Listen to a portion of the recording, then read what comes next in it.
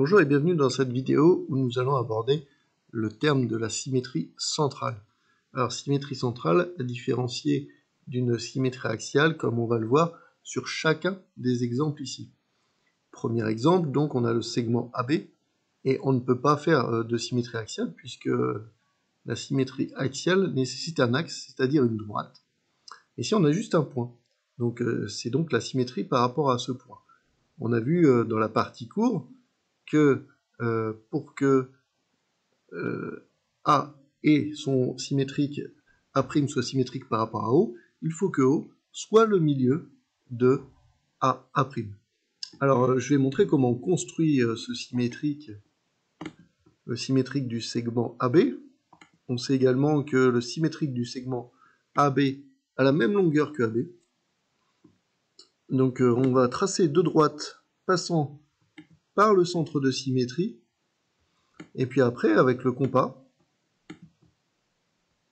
donc on reporte la longueur qu'on a en OA pour la trouver de l'autre côté, c'est-à-dire trouver le point A' sur le point d'intersection.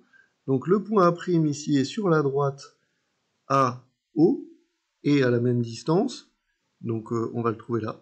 Et le point B', même chose, on va le trouver de l'autre côté. Et regardez, donc le segment A'B', donc, on l'obtient ici. Alors, il est parallèle au segment de départ.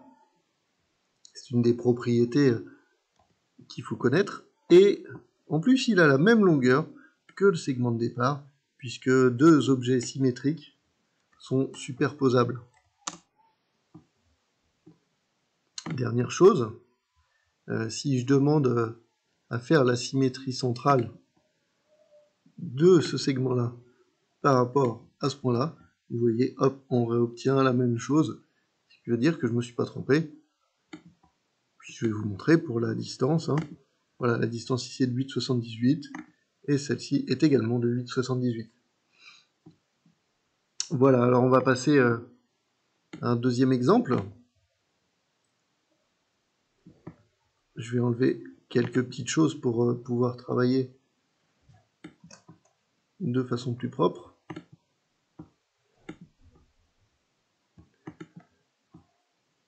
Voilà.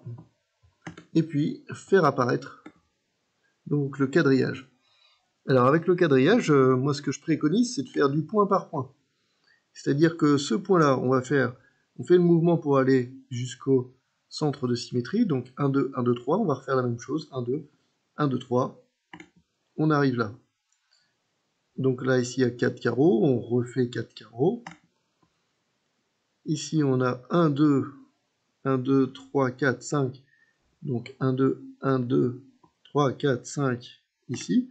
On voit le F qui commence à se dessiner. 5 ici, 5 ici. Et 1, 2, 3, 4, 5, 1, 2. 1, 2, 3, 4, 5, 1, 2. Alors, on obtient non pas le F en symétrie axiale, mais bien le F en symétrie centrale. C'est-à-dire que le F en symétrie axiale, la symétrie axiale, je vous le rappelle, c'est comme un miroir. Donc ici, il n'y a pas d'effet miroir. Il est à l'envers. Et bien sûr, il a les mêmes dimensions, il est superposable, etc. etc. Voilà. Dernier exemple, la symétrie par rapport de symétrie axiale, mais d'un triangle par rapport à un point. Donc là, je vais le faire sans quadrillage. Je vais faire donc du point par point. On va prendre l'objet droite, on va faire comme pour la première figure. Donc sur votre cahier, en application, en toute logique, on fait un point, une marque de compas. Là, c'est pour gagner du temps, pas pour ne pas aller rechercher les objets à chaque fois. Et puis, on n'a pas besoin de faire tout le cercle non plus. Voilà. Donc, on va noter les points symétriques. Donc, J se retrouve ici. Le symétrique de H, on le retrouve ici. Et le symétrique de I, on le retrouve ici. J'ai raté, j'ai cliqué à côté. Voilà. D'où le triangle symétrique, l'objet symétrique que je trace ici. Voilà. Et donc, encore une fois, quelques petites propriétés de conservation. L'air ici est de 7 et l'air ici est de 6,99. Alors, c'est peut-être que j'ai un point qui n'est pas placé hyper précisément, mais vous voyez que, grosso modo, c'est la même R. Peut-être le point S qui n'est pas bien placé. On va y arriver. Voilà. Il doit être placé à l'intersection des deux. Je vois pas trop ce que je fais.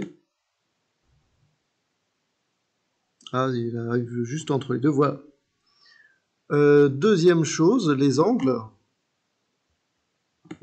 Si je mesure un angle,